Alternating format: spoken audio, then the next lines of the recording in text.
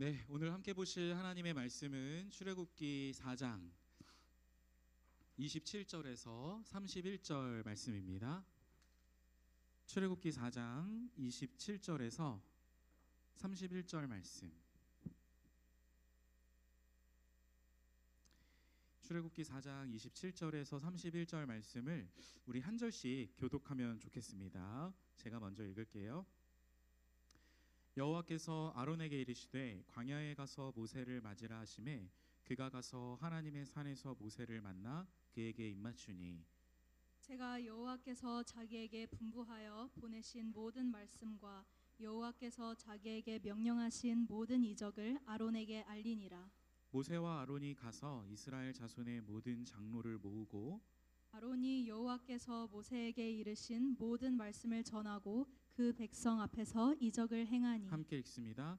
백성이 믿으며 여호와께서 이스라엘 자손을 찾으시고 그들의 고난을 살피셨다 함을 듣고 머리 숙여 경배하였더라. 아멘. 오늘도 이 빌더스 집회에 함께 하신 모든 우리 사랑하는 빌더스 모든 분들을 진심으로 환영하고 또 축복합니다. 여러분 한 주간 정말 추웠죠? 네, 정말 추웠습니다.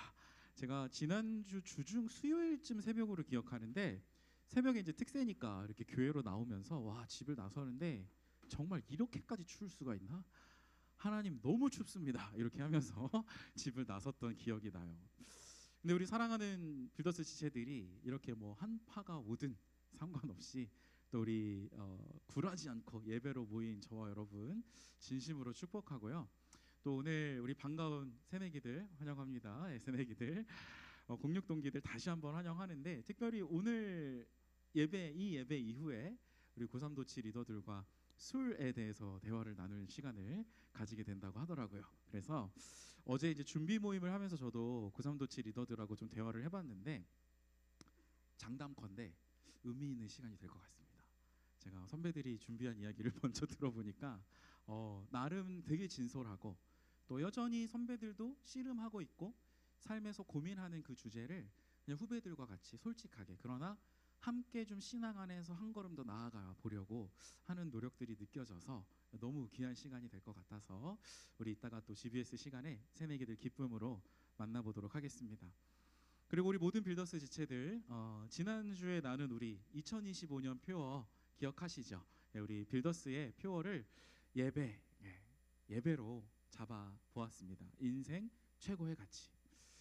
우리가 한 해 동안 우리 인생의 가장 귀한 가치라고 해도 과언이 아닌 이 예배가 정말 가장 귀한 인생의 축복임을 좀 풍성히 누리는 그런 한 해가 되기를 소망합니다. 그래서 오늘부터 겨울 수련회 여러분 벌써 한 달밖에 안 남았거든요. 한 달 뒤 겨울 수련회까지 이 한 달 동안 1월 한 달 동안 과연 이 예배란 무엇인가 함께 좀 생각해 보는 그런 설교 시간을 가지고자 해요. 성경에서 예배를 당연히 말씀을 하시겠죠.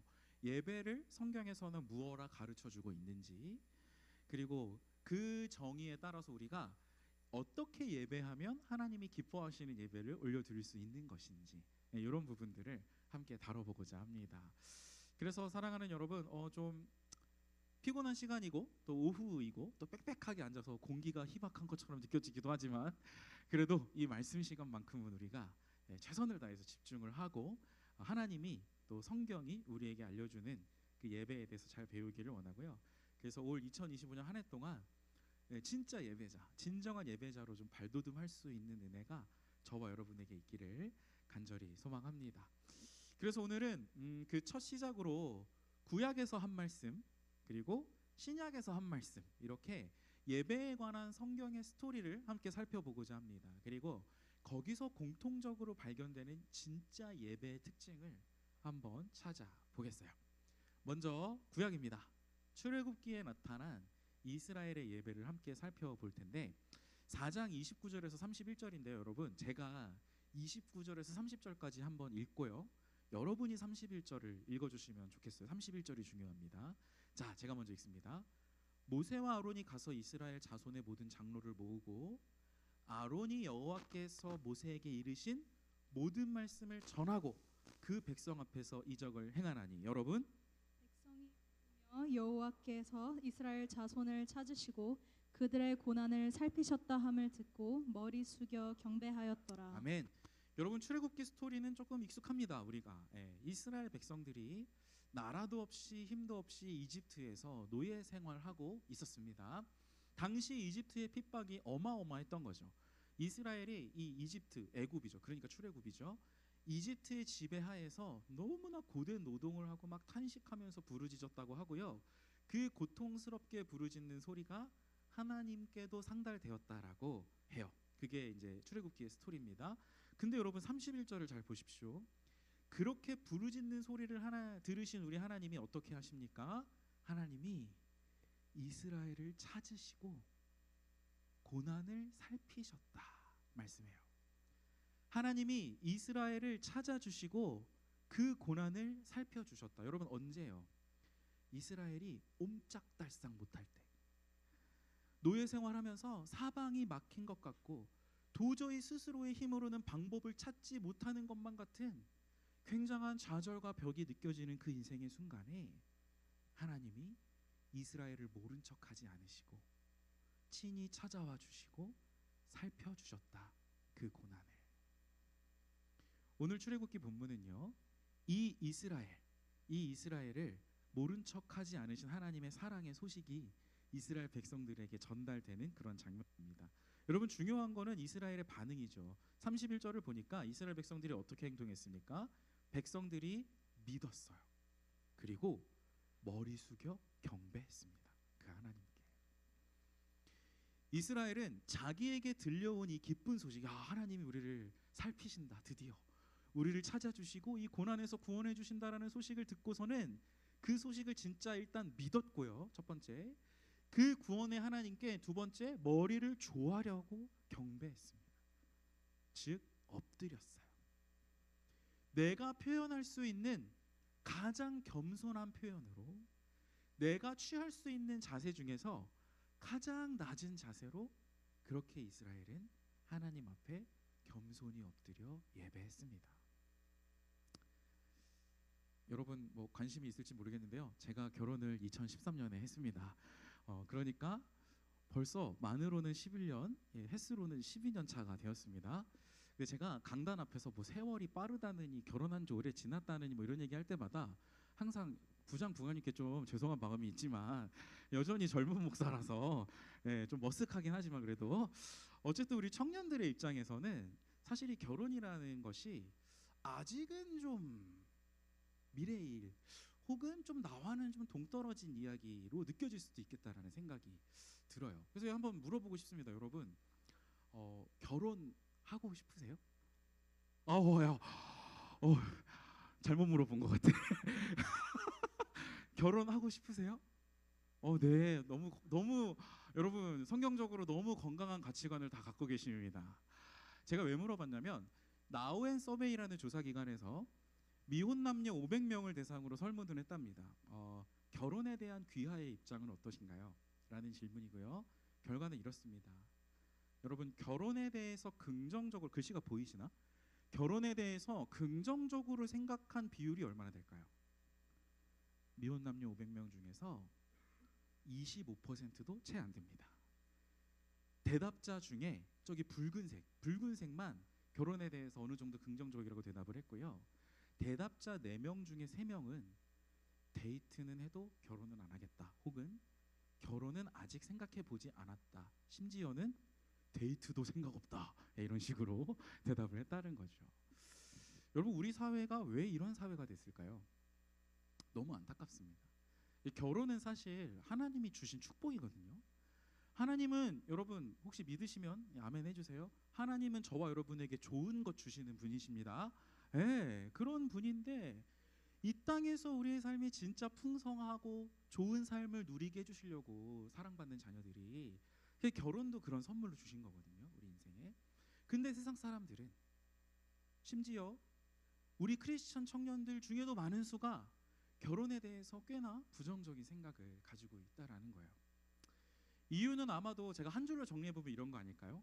결혼까지 생각하기엔 내 코가 석자다, 뭐 이런 거 아닐까요? 그죠? 하도 사람에 대해서 점수를 매기는 막 세상을 살다 보니까 외모 몇 점, 학교 간판 몇 점, 직장과 연봉 몇 점, 모아놓은 재산, 인맥 몇 점.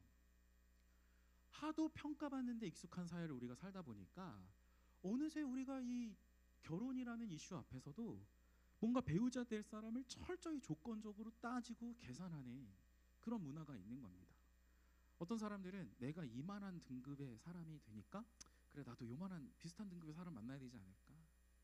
혹은 내가 이 위치에 오르기까지 그렇게 지난한 노력을 했으니 내가 앞으로 만날 배우자도 뭐 이 정도의 수준을 갖춘 사람이 되어야지, 뭐 이런 식의 생각들.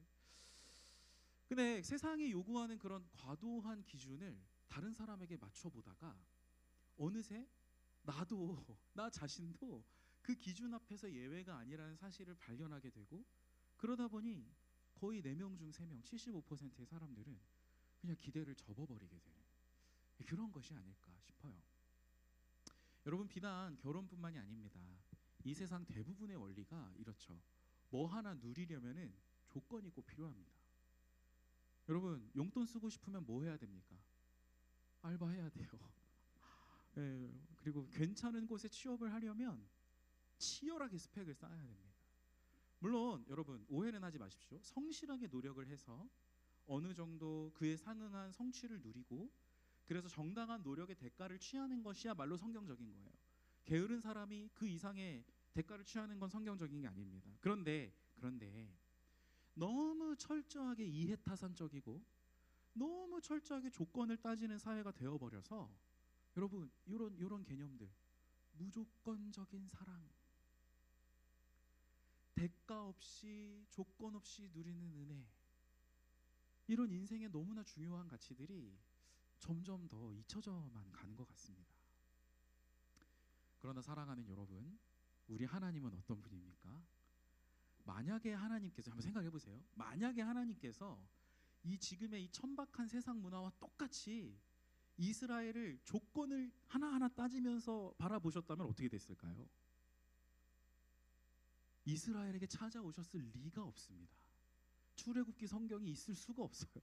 주님이 조건을 따지시는 주님이셨다면, 여러분, 만약에 결혼정보회사 듀오가 과거 이스라엘에도 있었다고 생각을 해봅시다. 출애굽 시절에.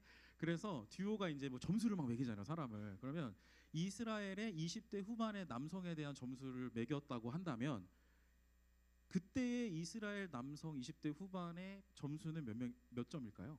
평균 점수 빵점이에요, 빵점. 여러분, 식민지 노예 남성과 결혼할 여자가 있습니까? 없어요. 빵점입니다, 빵점.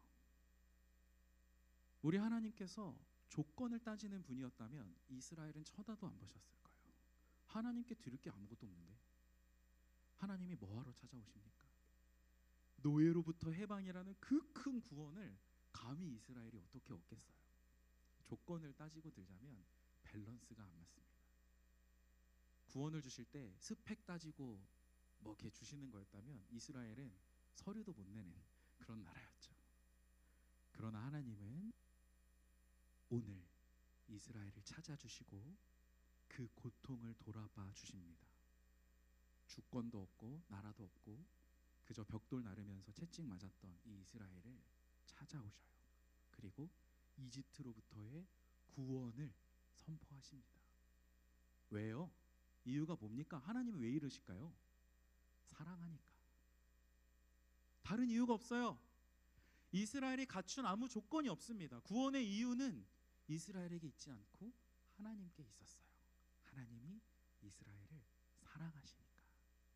사랑하셔서 일방적으로 은혜로 아무런 조건 없이 구원해 주셨어요. 이 은혜의 소식을 듣고 이스라엘이 그 사랑 앞에서 엎드러졌습니다. 그 구원의 소식을 믿고 머리 숙여 경배하는 장면이 바로 오늘 출애굽기의 장면이죠. 여러분, 우리의 예배는요 바로 엎드림입니다. 엎드림. 왜 엎드릴까요? 하나님의 은혜 때문입니다. 저와 여러분도 사실은 영적으로 보면요, 정말 죄송합니다. 제가 여러분을 그렇게 평가한다는 얘기가 아니고 성경적으로 영적으로 저와 여러분, 나도 마찬가지, 나도 목사도 마찬가지로 영적인 눈으로 바라봤을 때는 빵점짜리들이에요.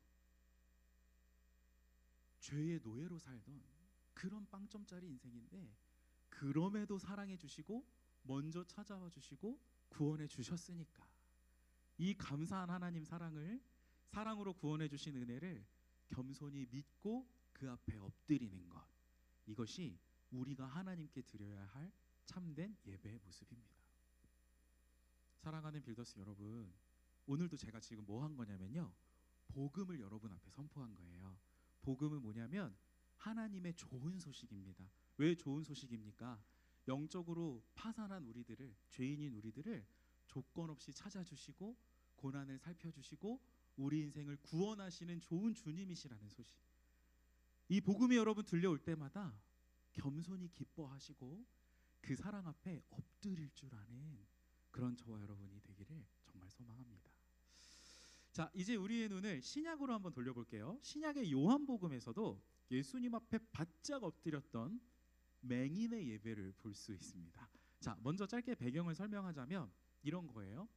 태어날 때부터 눈이 어두웠어요. 앞을 보지 못했던 맹인이 있습니다.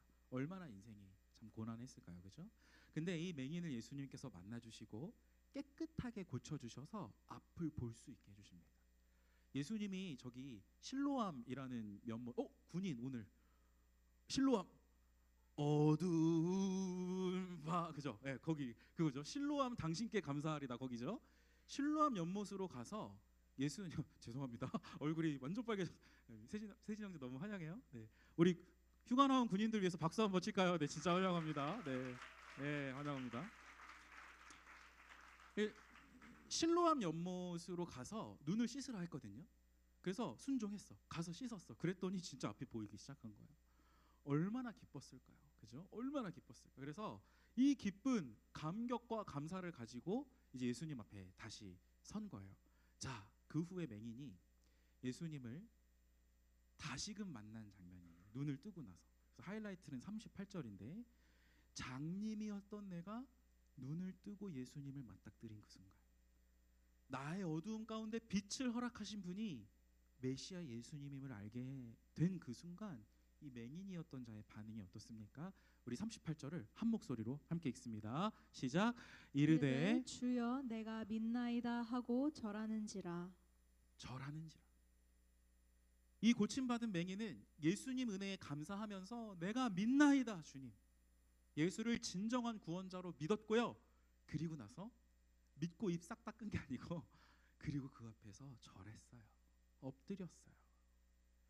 육신의 눈이 뜨였을 뿐 아니라 영적인 눈도 뜨인 거예요. 그래서 와, 내 죄를 용서하고 영원한 생명을 주실 수 있는 구세주가 내 눈앞에 있구나. 바로 저분이 이 메시아 예수구나. 그거를 보자마자 그 예수를 하나님의 아들로 믿고 나의 구원자로 믿고 그 앞에 엎드러졌습니다. 그렇게 예배했어요. 흥미로운 것은 여러분, 이제 이게 흥미롭습니다.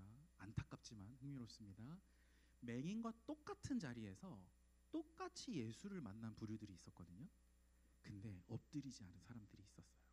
바로 바리새인입니다. 바리새인들은 자신들을 스스로 늘 깨끗하다고 생각했어요. 바리새인과 맹인의 결정적인 차이가 뭐였냐면 바리새인은 스스로가 늘 옳다라고 자부하고 있었어요. 스스로 죄가 없다고 착각했습니다. 사실 실상을 보면, 영적으로 보면 정작 죄의 눈이 가려가지고 하나님 아들인 예수도 못 알아보는 거야 지금. 그리고 이웃을 차별하는 삶을 살았고 상처 주고 아픔을 주는 사람들이었는데, 그런 인생들이었는데 자기 스스로는 죄가 없다고 착각하고 무려 눈앞에 하나님의 아들이 계신데도 못 알아보고 눈이 먼 거죠. 눈을 떴지만 영적인 눈은 먼 거예요. 맹인과 똑같은 거예요. 그 예수를 무시하고 모함했습니다. 그래서 이 바리새인들에게 예수님이 뭐라고 말씀하셨냐면 41절에 보니까 이렇게 일침을 날리셨어요. 미안한데 다엘, 일침을 날리면서 한번 읽어줄래요? 네, 41절 한번 읽어주십시오. 예수께서 이르시되 너희가 맹인이 되었더라면 죄가 없으려니와 본다고 하니 너희 죄가 그대로 있느니라. 일침이 날아옵니다. 비추리가 생각이 나네요. 예수님의 이 말씀을 조금 쉽게 풀면 이런 거예요. 뭐냐면 와, 너 지금 본다고 착각하는구나. 너가 스스로 영적인 맹인임을 인정했더라면, 못 본다고 겸손히 인정했더라면, 그래서 내가 필요하다고, 나 예수를 믿겠다고 했다면 그 죄가 없어질 텐데, 여전히 너는 너 스스로 죄가 없다고 착각하는구나. 나 예수가 필요 없다고 지금 말하는구나. 그러니 너희 안에 죄가 그대로 있다. 사랑하는 여러분, 이 일화에서 우리가 얻는 교훈이 있습니다. 우리가 진짜 예배를 드릴 수 있으려면, 우리 이제 한 해의 목표를 예배로 가져갈 건데, 진짜 진정한 예배자가 될 수 있으려면 일단 이게 필요해요. 나의 영적 상태를 제대로 알아야 됩니다. 담임 목사님께서 오늘 대예배 때 여러분 자기 객관화라는 표현을 쓰셨더라고요. 예, 그러면서 네 글자로 그걸 뭐라고 말씀하셨어요? 혹시 기억나요? 주제 파악. 할렐루야. 주제 파악 되는 사람들이 이걸 기억하고 있죠. 예, 영적 자기 객관화가 필요하다고 말씀하시면서 조금 속된 말로 우리 주제 파악해야 된다, 영적으로. 그 얘기를 하셨어요. 뭐냐면 내가 예수님 없이는 영적으로 맹인이 뭐예요? 안 못 보는 거거든요. 예수님 없이는 영적으로 눈뜬 사람이 아니라는 것을 인정해야 된다는 거예요. 하나님 없이 자기중심적으로 사는 사람은 하나님 보시기에, 죄송합니다 여러분, 성경의 말씀이에요, 빵점짜리 인생임을 알아야 한다는 겁니다.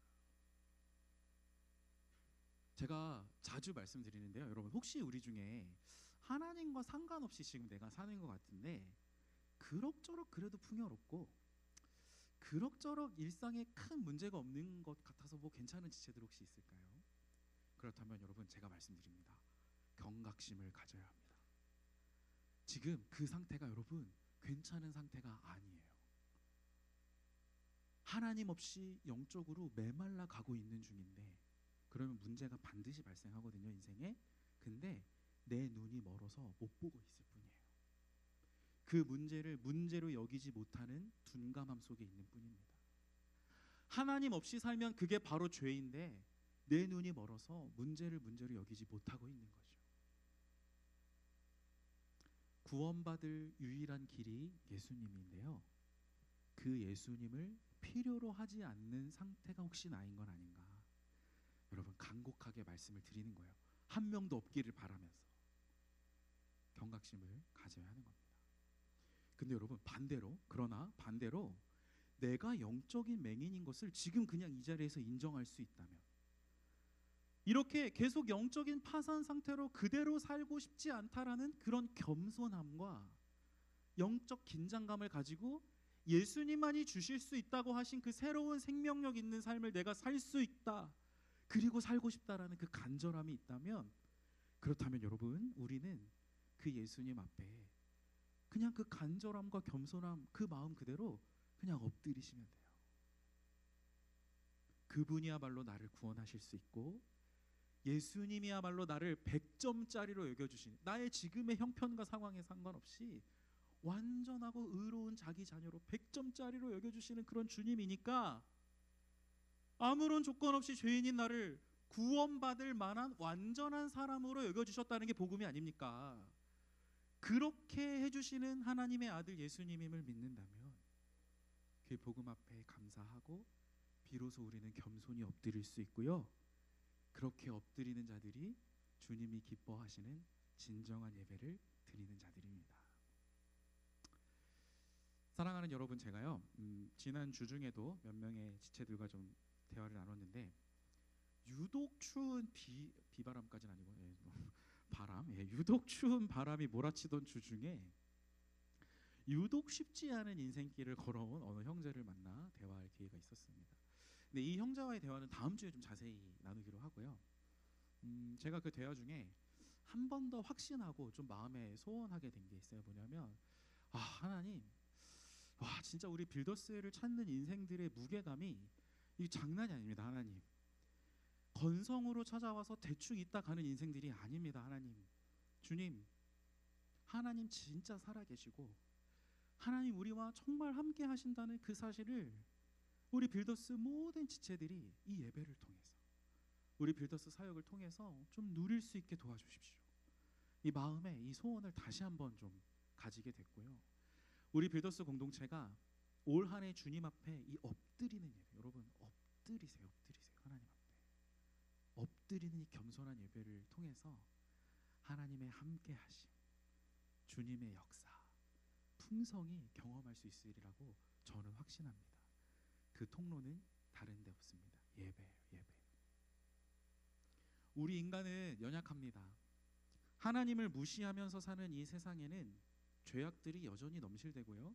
그렇기 때문에 여러분, 죄 많은 세상에서는 우리는 상처를 받기도 하고 다른 사람에게 상처를 주기도 해요. 그렇게 뒤엉킨 채로 막 엉망진창으로 살아갑니다.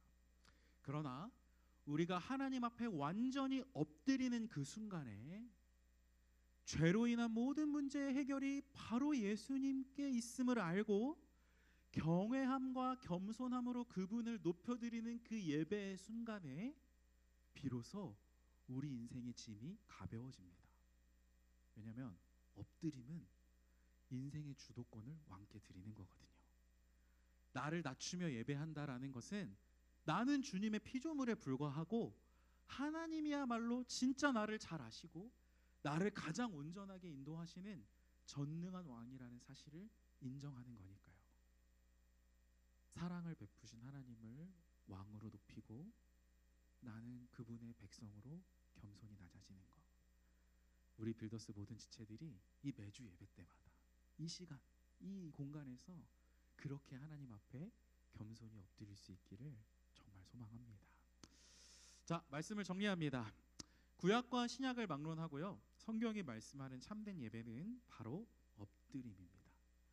하나님께서는 베푸신 구원에 감사할 줄 알고 겸손하게 엎드리는 자를 기뻐하세요.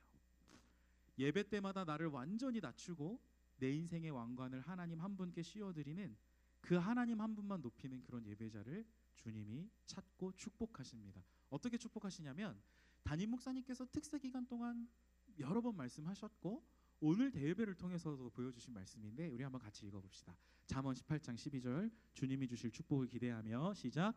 사람의 마음의 교망은 멸망의 선봉이요 겸손은 종귀의 길잡이이니라. 무슨 축복입니까? 우리가 겸손히 하나님 앞에 엎드러질 때 사실은 나는 낮추었는데 그것이 존귀의 길잡이래요. 여러분, 지난주에 빌더스 집회를 통해 제가 존귀와 위엄은 하나님께만 올려져야 할 가장 큰 영광이라고 말씀드렸잖아요.